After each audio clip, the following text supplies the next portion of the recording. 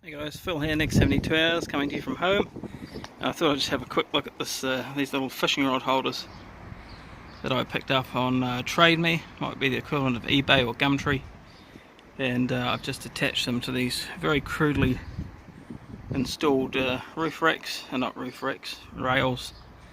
on the car that I put this roof box onto. I got this second hand, about 60 bucks I think, the roof box.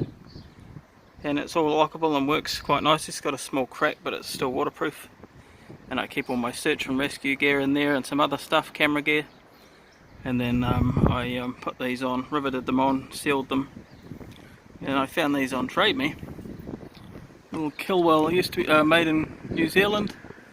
And they're just attached through onto the rail there. Pretty crude. I had to drill the hole a bit larger in that attachment there to put the bolt through. It's like a T-bolt, and then the rods sit in here, and to undo it all you do is loosen these off.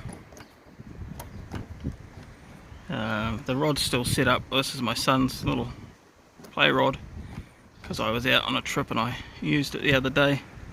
But normally I'd store the rod itself in the vehicle or in the box, and then you just undo these come up, these clamps, and you get the rods out and to put them back in you just squeeze here again and lock it up. And so far, touch wood, no one's tried to steal them off the vehicle, or at least the rods, so it'd be a bit of a challenge to get these off. Yeah, they just sit there like so, nice and secure. The way they're coming out, and haven't really noticed any major drag or reduction in petrol usage through them. There was already a bit because of the roof box, so yeah, it's just my little prep there for keeping my fishing rods with me anywhere I go. So if I manage to get a day off or on my days off and I park up somewhere, I can always go fishing if I want to. So cheers for watching, hope you enjoyed, and we'll catch you in the next video.